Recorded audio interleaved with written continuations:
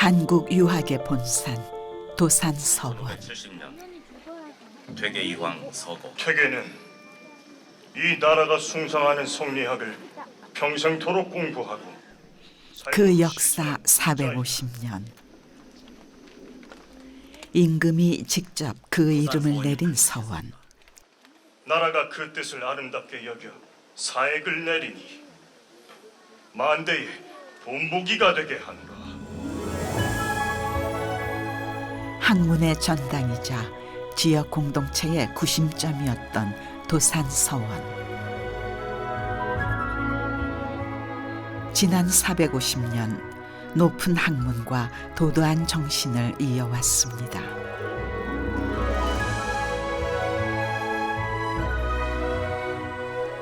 퇴계 이황의 높은 가르침, 실천으로 이를 따른 후학들.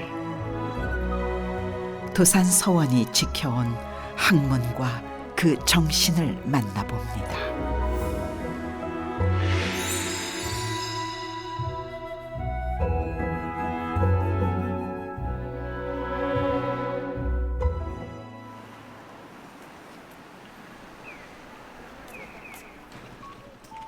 일본의 교토.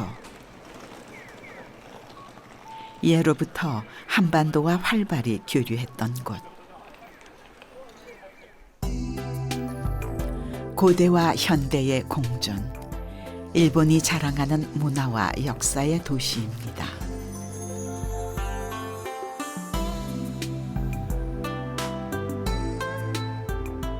교토의 어느 신사. 일본 고유의 신과 함께 이곳에는 특별한 인물을 모시고 있습니다.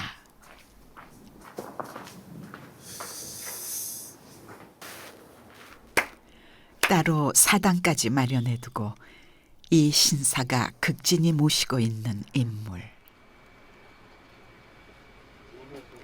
야마자키 안사이라는 학자입니다. 17세기 에도 시대 학자였던 야마자키 안사이.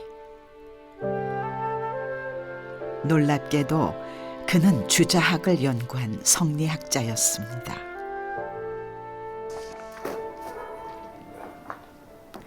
이곳에는 1909년 건립된 야마자키 안사이 현창비도 있습니다.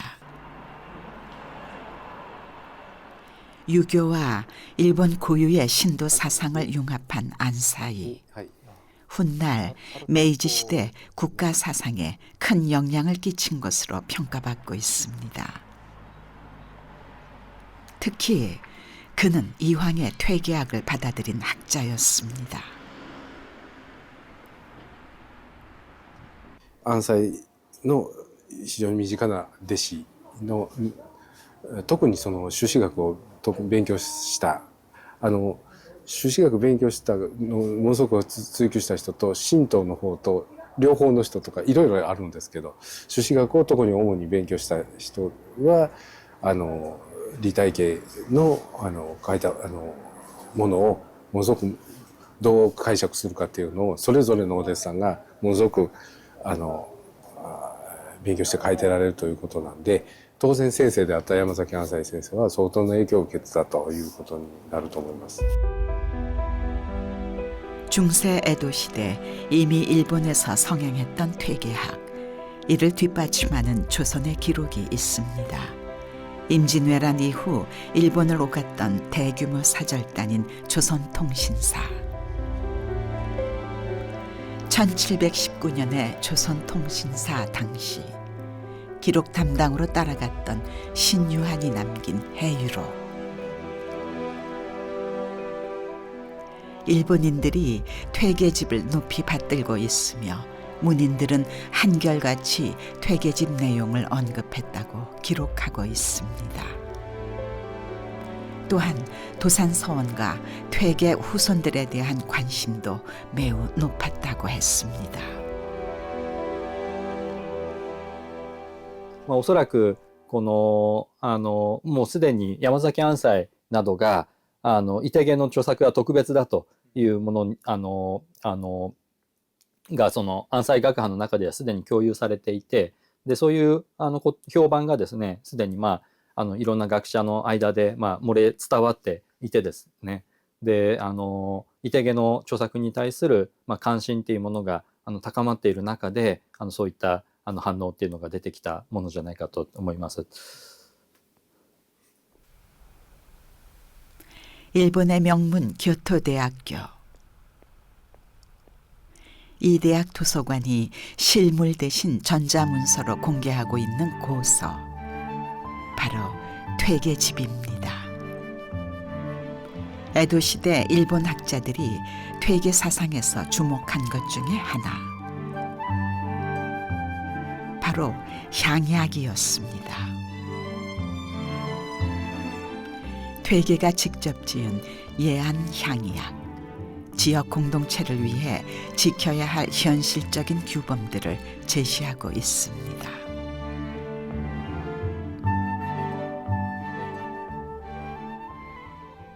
同時に彼は非常にこの現実の世界っていうものに対する関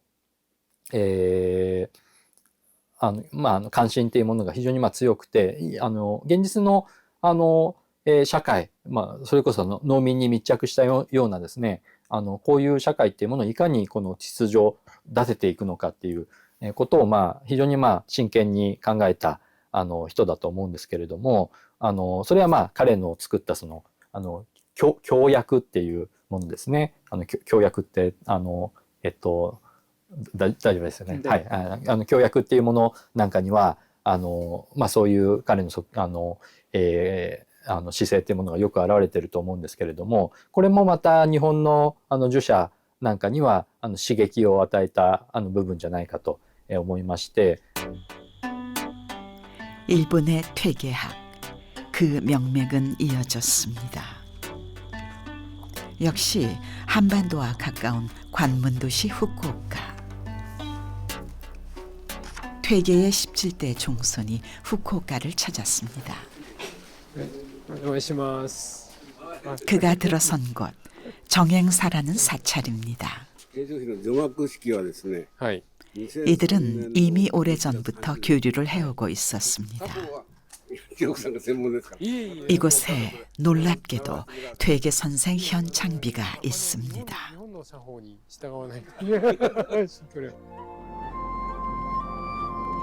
지난 2003년 건립된 현창비. 이 퇴계를 배우는 학회라는 단체가 세웠습니다. 퇴계의 학문적 은혜에 보답하기 위해 세웠다고 합니다. 正直言ってね、ほとんど知らなかったんですよ。だけどやっぱりボケティさんにお会いしてお話を聞いてですね、それからやっぱり出会って接するようになってからだんだん分かってきて、そして今でずっと続いてます。原読会がね。で柴田先生がしかも一生懸命やってもらうんですから。日本でも必ずしも勉強してる人少ないんですけどね。ましてやお寺ではほとんど皆無なんですけどね。そういう過去の本当の素晴らしいものを今こそ掘り出さないかんなと思ってますね。日本の本はほとんどありません。 이 사찰에 서고 많은 고서들이 보관돼 있습니다.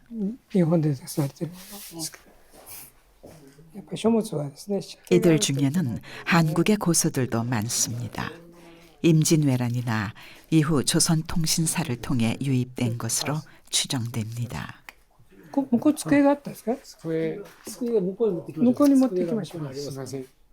그 중에서 이들이 특히 소중하게 보관하고 있는 책이 있습니다.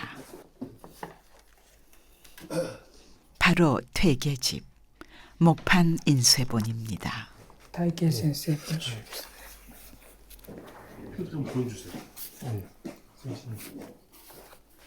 퇴계집에는 시, 서, 장, 문답과 제문 등 다양한 내용이 담겨 있습니다.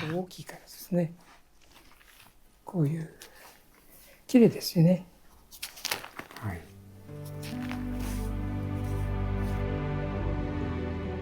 퇴계의 학문과 사상이 총망라돼 있는 것입니다.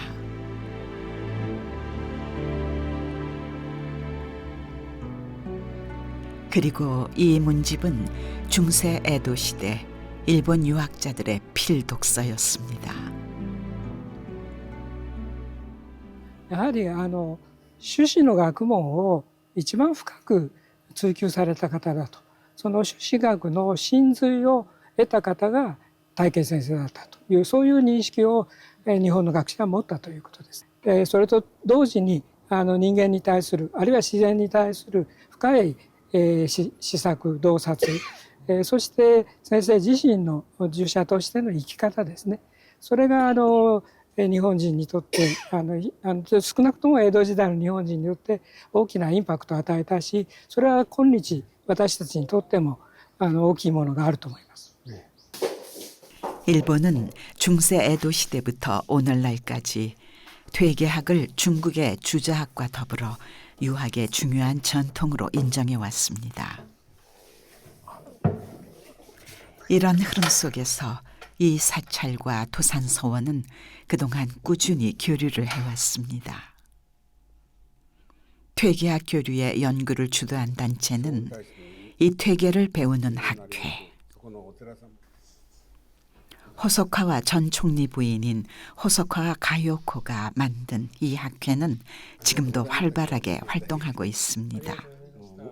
그 퇴계 선생이라는 분을 통해서 이렇게 연결이 되어 있구나 하는, 그러니까 과거와 현재도 연결이 되어 있고 현재에 있는 다른 땅에 있는 이국인들까지도 이렇게 같은 생각으로 연결될 수 있구나 하는 그런 좀 감동을 받았습니다.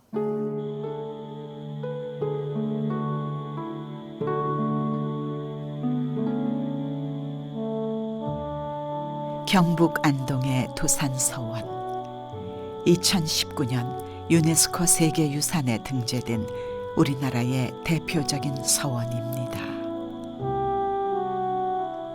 학문으로 가는 바른 길을 상징하듯 반듯한 계단을 따라 단아한 건물들이 들어서 있습니다. 지난 여름 다양한 사람들이 이 도산서원으로 모여들었습니다.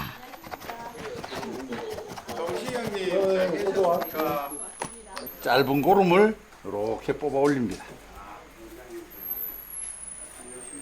긴 고름을 접어서 고름을 만들어야 짧은 거하고 긴 거가 비슷해지겠죠. 등에서 내려오는 거 하고 도산에서 퇴계처럼 서원 스테이에 참여한 일반인들입니다. 조선시대 유생들의 의상으로 갈아입는 참가자들. 이렇게 남성분은 왼손이 순식간에 시간 여행을 합니다. 이쪽에 올라가서 단전에 붙이는 이게 목례 정도면 까다롭고 불편하게 느껴질 수 있는 서원 체험. 참가한 이유가 무엇일까요? 서원스테이라고 하는 그 안내판이 있어가지고 그냥 신청을 했는데 돼가지고 그래서 운 좋게 와서 지금 이 과정을 배우고 있는데 되게 운도 좋다고 생각하고 또 그 뜻이 깊으면서도 뭔가 그 친근한 느낌도 좀 있고 또 개인적으로 뭔가 제가 살아가면서 뭔가 반성할 부분들이 좀 있지 않나 생각을 해서 또 그런 선생님의 뜻을 좀 공부를 하기 위해서 들어갔습니다. 1565년 나름의 이유를 안고 1박 2일 서원 스테이에 참가한 이들. 왜 지었을까 궁금하죠, 그죠? 왜 지었을까요? 최기 선생님께서 조선 유생의 예법과 함께 도산 서원의 역사도 배웁니다. 하고 싶어서 도산 서원은 퇴계 선생이 돌아가신 이후에 3년상을 마치고 거기서 배운 제자들끼리 이야기를 합니다. 선생이 비록 돌아가셨지만은 선생의 남기신 가르침을 우리가 계속 이어받아서 또 다음 세대에도 이걸 전해야 되지 않겠냐 이렇게 뜻을 모으게 됩니다. 그 제자 그룹이. 퇴계 선생이 돌아가신 지 4년 뒤인 1574년에 바로 도산서당 뒤에 공간에 틀을 잡아서 건립을 시작합니다. 건립을 시작한 이듬해에 완공된 도산서원. 선조는 사액을 내렸습니다. 이로써 도산서원은 국가가 공인하는 교육기관이 되었습니다.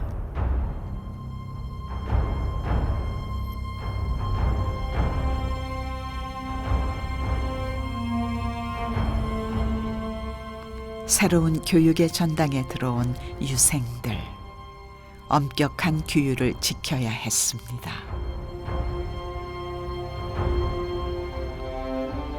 마음을 수양하는 경을 근본으로 예절을 지키고 기숙사 생활을 해야 했습니다. 규칙을 어긴 유생들은 훈계, 강학, 정지, 서원 명부 제명 등의 징계에 처했습니다. 서원의 건물 배치에도 엄격한 규칙이 있었습니다. 조선 중기 실학자 성호 이익의 도산서원 방문기. 도산서원의 건물 배치가 자세히 기록되어 있습니다. 도산서원 옆에는 어린 유생들을 위한 동몽제가 있었습니다. 서원 안에는 기숙사로 사용되는 동제와 서재가 있었으며 정면에는 강당이 있다고 돼 있습니다. 그리고 제향 공간인 상덕사까지 기록돼 있습니다. 18세기 화가 강세황은 도산서원을 한 폭의 그림으로 남겼습니다. 담담한 먹빛과 청록의 채색, 도산서원 구조를 실경 그대로 담았습니다.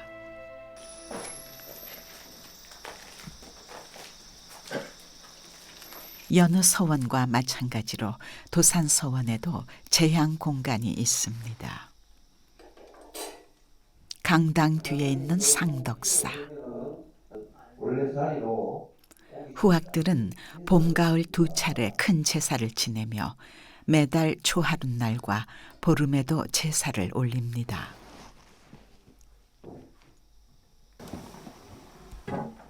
도산서원이 모시고 있는 이 바로 퇴계 이황 선생입니다. 서원이 배양하는 인물은 성균관과 향교 같은 관악과는 달랐습니다. 이 성균관과 향교, 관악에 모셔진 분은 제1자리 공자님, 그 다음에 공자님의 제자인 안회, 그 다음에 정자, 정삼, 그 다음에 맹자, 그리고 주자 이런 분들인 거예요. 너무 높은 곳에, 너무 먼 곳에 계신 거예요. 그러니까 공부를 배우는 입장에서는 너무 멀리 계신 분인 거예요. 그래서 사다리가 필요한 거예요. 사다리. 그 사다리는 느낌에 우리 동네 출신이신데, 우리 동네에서 고론을 하신 분인데, 심지어는 우리 동네 귀향 오신 분인데, 뭔가 인간적 어떤 거리가 가깝고 내 마음속에, 피교육자의 마음속에 나도 그분 아는데, 나도 그분처럼 열심히 하면 될 수 있겠다라는. 도산서원 유생들의 일과는 엄격했습니다. 성찰, 학문, 강론, 수양의 시간들로 촘촘하게 짜여져 있었습니다.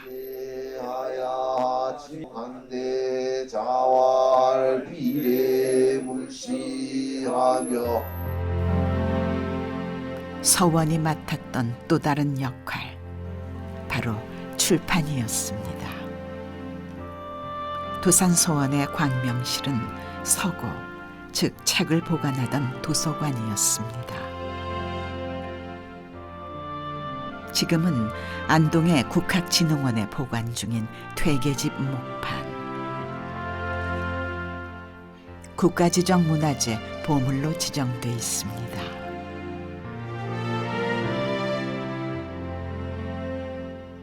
이 목판은 1600년에 간행된 퇴계집의 초간본을 인쇄한 원판입니다. 목판의 수량은 총 752매. 이제 퇴계의 학문과 정신은 서책으로 간행되어 후세로 전해지게 되었습니다. 이 목파는 퇴계선생 문집 목파는 퇴계선생 70평생의 학적 결과문의 어떤 집성입니다. 그래서 그렇기 때문에 그 내용 자체의 어떤 분량면에도 아주 방대하고, 그 다음에 그 지적인 수준 측면에서도 굉장히 그 유효한 내용이 담겨져 있지요. 뿐만 아니라 이 퇴계선생 문집이 이제 간행이 되고 난 이후에 그 조선시대 그 퇴계 이후에 문집의 어떤 그 제작 과정에 어떤 선편을 열었다. 하나의 어떤 본보기로서 어떤 그 문집 편찬이라든가 체제라든가 이런 부분을 이제 알 수가 있습니다. 도산서원은 유학자들의 성지가 되었습니다. 1720년부터 1745년까지의 도산서원 방명로, 영천 박문수 안집의사가 1728년 2월 9일에 도산서원을 방문했다는 기록입니다.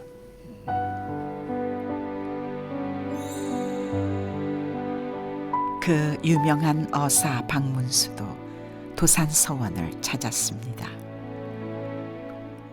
25년 동안 약 5천여 명, 연평균 200여 명이 도산서원을 방문했습니다. 한자 문화권에서는 연꽃을 정우라고 한답니다. 서원스테이 참가자들이 도산서당을 찾았습니다. 자연을 좋아하는 그런 퇴계 선생께서 살아생전 후학들을 가르쳤던 곳.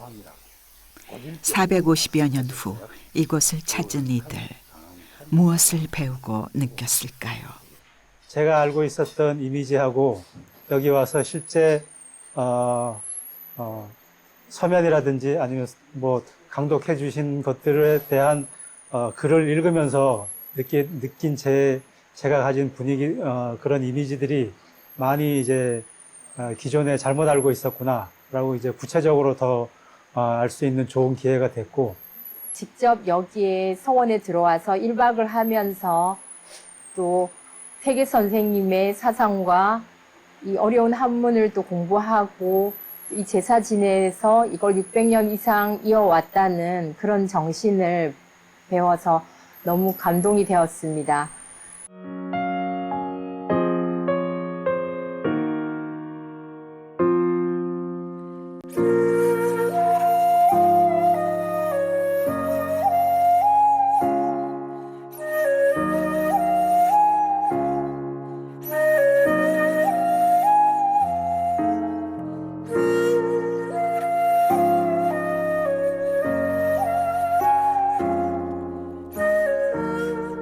사액사원으로 국가적인 공인을 받은 도산서원.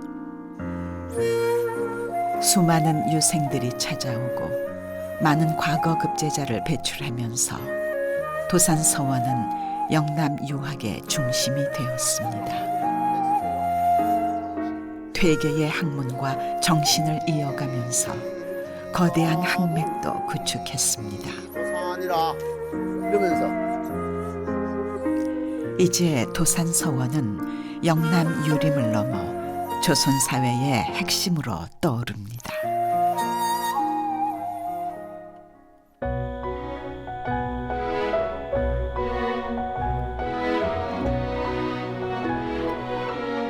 도산서원 건너편에 특별한 구조물 하나, 시사단입니다.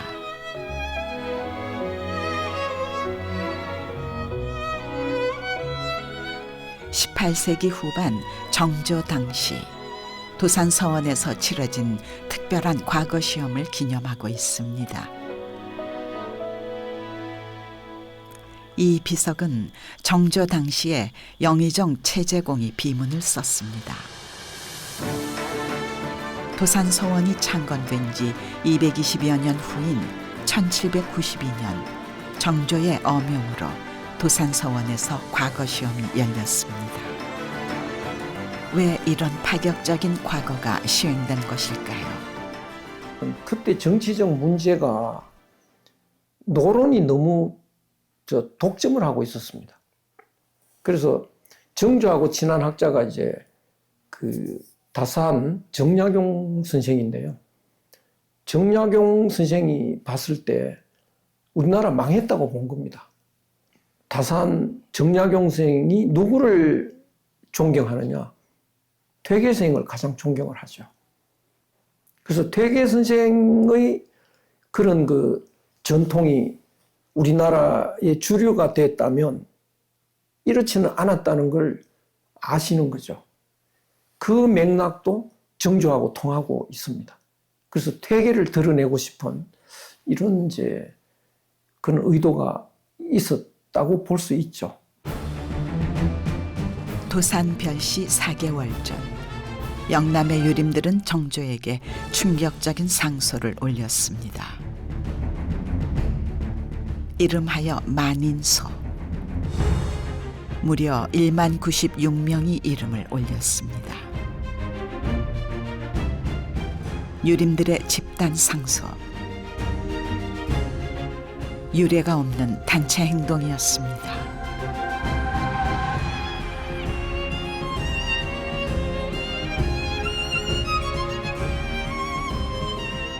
만인소는 정조를 지지했습니다. 정조의 아버지 사도세자를 추존해야 한다고 주장했습니다.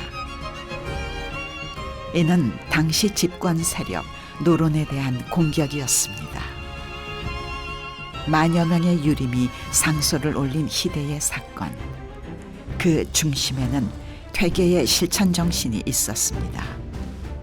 만인소 같은 경우는 정확하게 말씀드리면 중앙정계의 잘못된 정치나 혹은 권력자들이 올바르지 않은 것들에 대해서 굉장히 많은 여론들을 모아서 이렇게 이걸 실천으로 옮겨내는 작업들이거든요. 만약에 이게 퇴계학의 어떤 그 공부와 영향권 속에 있었던 영남이 아니었다면 이거 불가능하다고 볼 수 있을 거고요. 실제로 그래서 조선은 7번의 만인소 운동이 진행되는데 7번의 만인소 운동이 다 영남에서만 시작되어서 전국 활동이 되거나 아니면 영남에서만 이루어졌다 볼 수 있습니다. 바로 그게 저는 그 퇴계학의 어떤 그 실천 의지를 중앙정계에 대한 비판과 어떤 그 집단적인 어떤 그 여론 활동을 통해서 만들어낸 결과물이 바로 만인소 운동이다 이렇게 말씀드릴 수 있을 것 같습니다. 만인소 운동이 벌어진 것은 퇴계 사후 약 220년. 그동안 도산 서원이 배출한 수많은 유생들. 이들은 퇴계가 남긴 실천 정신을 계승했고 이를 만인소를 통해 실행했던 것입니다. 도산 서원을 중심으로 한 유생들의 탄탄한 항맥 덕분이었습니다. 이게 놀라운 건 의결되고 난 다음에 10,000명의 연명을 받아내는데 채 5일도 안 걸렸던 사실입니다. 그만큼 이 어떤 그 서원의 어떤 그 조직적인 체계 또 어떤 서원을 통해서 이루어졌던 어떤 지역사회의 조직적인 어떤 그 망들이 가동되지 않았다면 만인소 운동 불가능하다고 말씀드릴 수 있거든요. 그런 의미에서 보면 서원이 만인소 운동을 주도하고 이끌어가고 실제로 그거를 실행시키는 힘이었다 이렇게 말씀드릴 수 있습니다.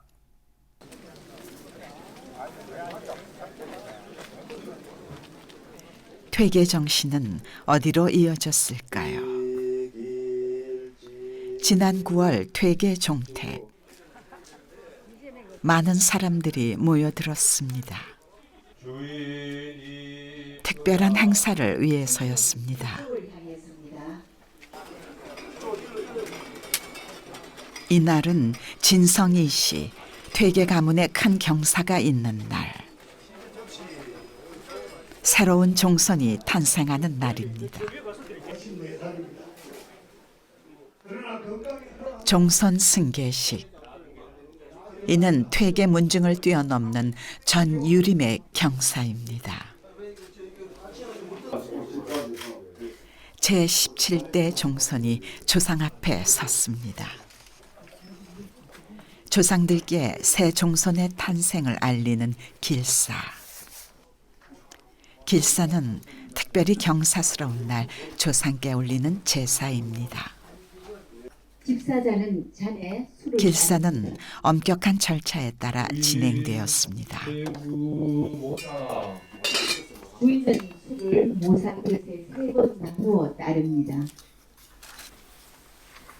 이제 새 종소는 조상의 제사를 받들고 가문의 전통과 문화를 이어나갈 것입니다.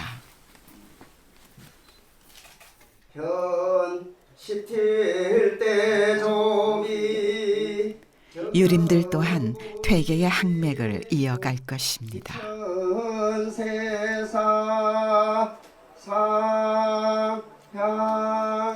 한없이 무겁고 좀 엄중하게 생각을 하고, 그리고 또 이거에 저에게 주어진 의무이고 역할이기 때문에 제가 이 의무를 잘 수행하면서 이 전통의 가치를 지켜가는 그런 사람이 되도록 노력하겠습니다.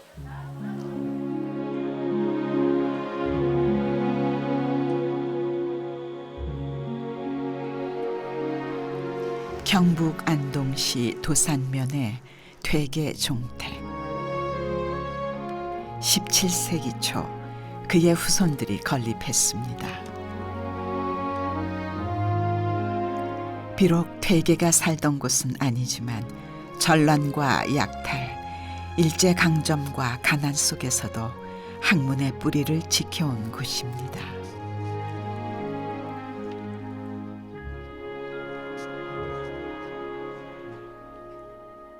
이 경상도 북부 지역에서는 대략 집이 그러나 역사의 부침에 따라 퇴계 종택도 순환을 겪었습니다. 추대되고 의병운동을 하니까 일본군들이 보기엔 여기에 1896년 양력으로는 1896년이고 음력으로는 1895년인데 10월 달인가 명성황후가 시해되고 나서 1차 의병운동이 일어납니다.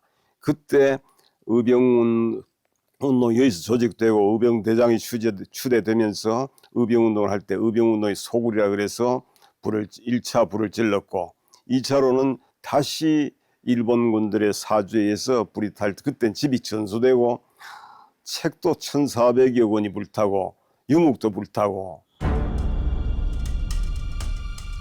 조선의 역사가 저물고 있었습니다. 19세기 말 명성황후 시해 등 일제의 한반도 침탈이 본격화되자 전국 각지에서 의병이 봉기했습니다. 당시 경북 지역은 의병 활동이 가장 활발하게 전개된 곳이었습니다. 스스로 목숨을 끊은 순국자와 독립유공자가 가장 많은 곳도 경북 지역이었습니다.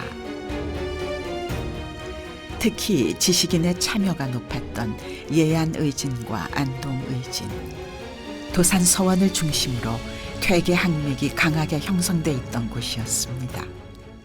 그리고 이제 이들은 기본적인 그 바탕은 내가 도덕적 인격자가 되는 것이기도 하지만 그런 공동체를 만드는 것이 굉장히 중요한 어떤 그 과제였기 때문에 실제 이제 그런 부분들이 내가 공동체의 어떤 인간으로 기여할 것인가, 도덕적 인간으로 기여할 것인가라는 부분이 상당히 항일투쟁의 좀 바탕에 있다. 첫 출발에. 실제로 내가 부끄럽지 않는 길이 어떤 건가. 일본의 침략 앞에서 무력을 행사하는 일본의 침략 앞에서 내가 어떻게 인의의 길을 오롯이 경의 마음으로 걸어갈 것인가라는 부분에 있어서 상당히 많은 그 생각과 고민을 했고, 안동 의병들의 직책과 명단을 기록한 안동의 소파록 모두 46명이 등재돼 있습니다. 이처럼 안동 지역의 의병 활동이 활발하자 일제는 퇴계를 주목했습니다.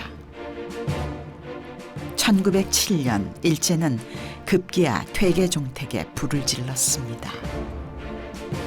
그들은 왜 이런 만행을 저질렀을까요? 그리고 이제 또 하나 퇴계 종택은 굉장히 중요한 실제 그 정신적인 뭐 공간이기도 하고 실제 정신이기도 하고 이제 그러다 보니 이제 들어와서 정기의병식에 서책을 불태운다던가 하는 이제 이런 일련의 일들이 벌어지고 1907년에 이제 급기야 종택마저 이제 불타게 되는 거죠. 1910년 한일 강제 병합으로 나라가 망했습니다. 의병 활동은 이제 독립운동으로 이어졌습니다. 안동시 도산면 하계리. 부포까지 합쳐가. 퇴계 종택에서 멀지 않은 곳. 뜻깊은 기념비가 있습니다. 하계마을 독립운동 기적비. 한 마을의 독립운동사가 새겨져 있습니다.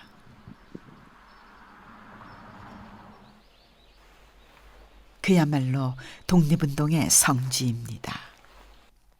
그래서 하계마을은 사실은 퇴계子孫들 중에서도 사실은 영향력이 제일 컸던 마을이거든요.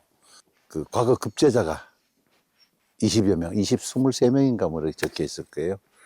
그리고 이제 그 독립유공자도 20여 명. 여기가 바로 퇴계 묘소 바로 밑이잖아요. 그러니까 선생의 그 영향을 많이 받았다. 그래서 선생의 정신이 결국은 독립운동으로까지 이어졌다라는 의미에서.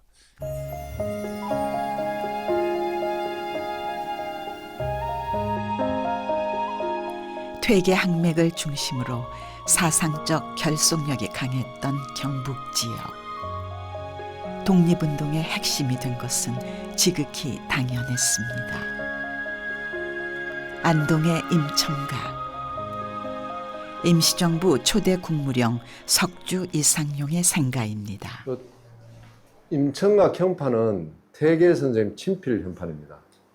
그래서 이 퇴계 선생님 집안들하고 혈연적으로도 좀 관련이 있고, 그래서 이 퇴계 선생님이 여기 오셔가지고 임청각이라는 현판을 쓰셨는데, 이 임청의 뜻은 동산에 올라 휘파람을 불고 맑은 강가에 임해서 살겠다. 그러니까 이 청은 맑을 청자, 즉 청백리가 되겠다라는 뜻이죠. 나라가 망하자 전 재산을 처분, 서간도로 이주하여 무장 독립운동의 기반을 마련한 석주 이상용. 그는 예안 안동 일대 유학의 전통 속에서 성장하며 퇴계 항맥을 계승한 유학자였습니다. 처음에 철도 계획을 이렇게 직선화 해놨죠. 근데 터널 2개만 하면은 지나가는 그런 직선화 도로에서 임청각 앞으로 의도적으로 이렇게 내놨어. 철교가 여기 하나, 여기 하나, 2개가 아주 큰 철교. 이상용이 독립운동에 투신하자 그의 생가가 순환을 겪었습니다. 일제는 철도를 부설하면서 선로를 틀어 임청각을 크게 훼손했습니다. 아버지를 도와 독립운동을 하던 맏아들 이준형은 1942년 현실을 비관, 자결로 생을 마감했습니다. 생가는 훼손당했지만 석주 가문의 정신은 꺾이지 않았습니다. 독립운동 명문가 석주 이상용의 임청각 가문에서는 3대에 걸쳐 무려 12명의 독립운동가가 탄생했습니다. 그래서 이 유학 자체가 어떤 지도자들, 그 상류층이 잘 먹고 잘 사는 게 아니라 일반 민중들도 함께 잘 사는 게 이 유학이에요. 그러니까 하인들도 몹시하지 않고 그 하층민들까지도 다 포용하는 게 유학자거든요. 그 정신에 입각해서 볼 때 외세가 이 공동체 사회를 침범했을 때 당연히 선비들은 목숨을 걸고 그 외세를 몰아내기 위해서 노력을 했던 거죠. 그것이 바로 퇴계 정신이고 또 유학의 정신이고 성리학의 정신이 아닌가 싶습니다.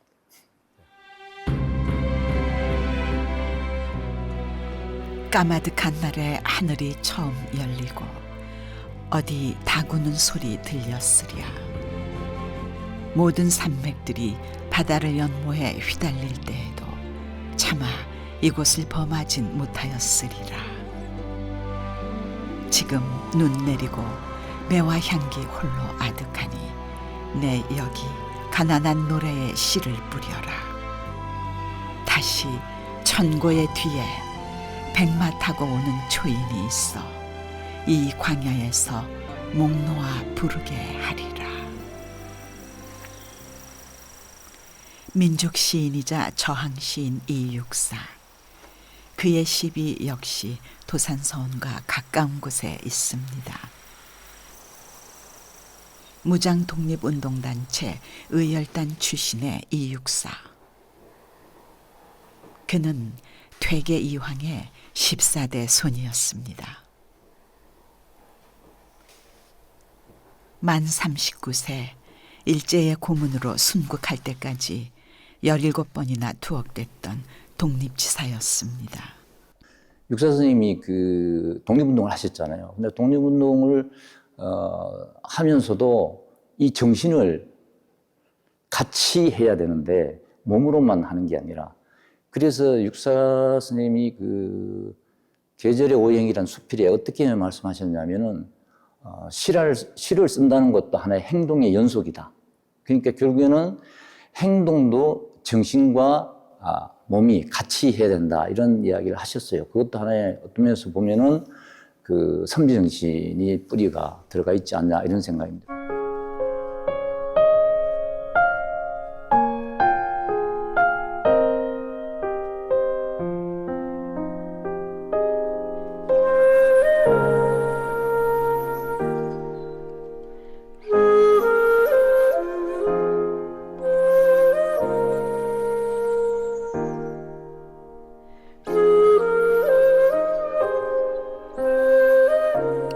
면면이 이어져 온 퇴계 정신.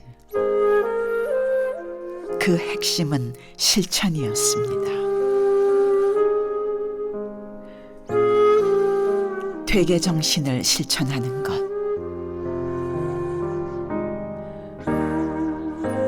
후학들은 이를 진정한 유학자의 길이라 여겼습니다.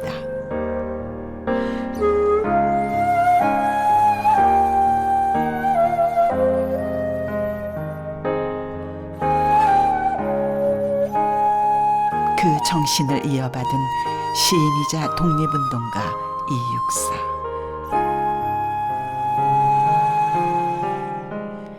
육사는 300여 년 전 할아버지의 정신을 고스란히 이어받았고 이를 항일투쟁으로 실천했던 것입니다.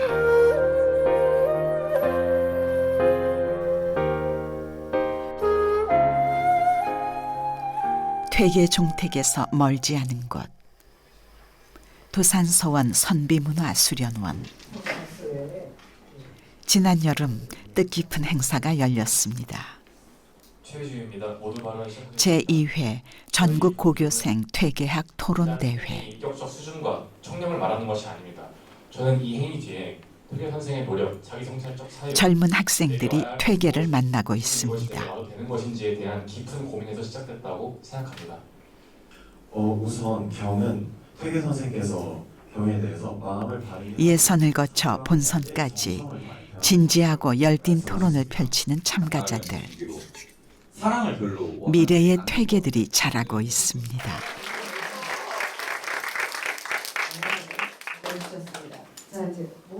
우리가 지금 여러 가지 갈등 구조가 많지 않습니까?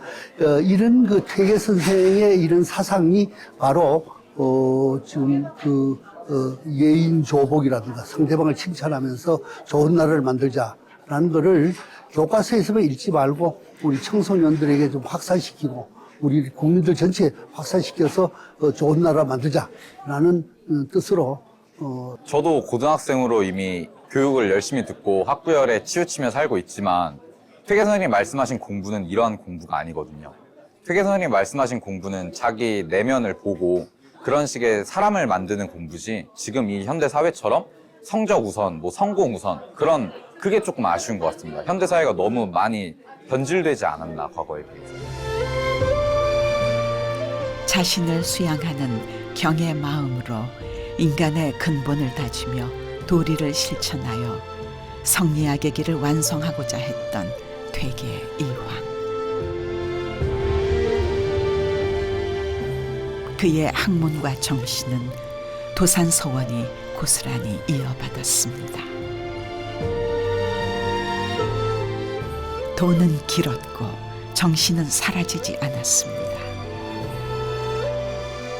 퇴계가 세상을 떠난 뒤 제자 학봉 김선일은 그리운 스승께 절절한 시 한 수를 남겼습니다.